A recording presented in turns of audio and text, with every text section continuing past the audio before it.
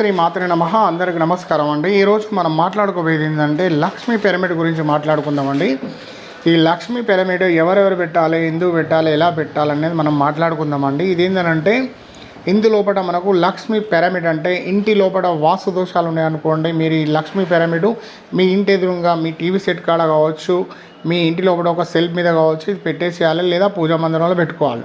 ఇక్కడ మనకు శ్రీచక్రం ఉంటుంది, దీని కింద మనకు ఎర్ర గురిగింజలు ఉంటాయి, నల్ల ఎర్ర గురిగింజలు ఉంటాయి. దీనివల్ల మనకు నెగిటివ్ ఎనర్జీ అనేది తొలగిపోతూ ఉంటుంది.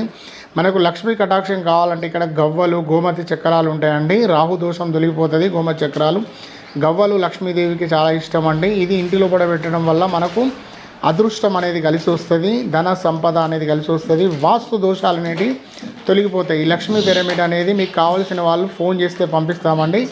ఇది ఓన్లీ మనకు 600 రూపీస్కి మేము కొరియర్ ఛార్జ్ కట్టి పంపిస్తామండి. కావాల్సిన వాళ్ళు ఫోన్ చేయండి. అందరికీ ధన్యవాదాలు. నమస్కారం.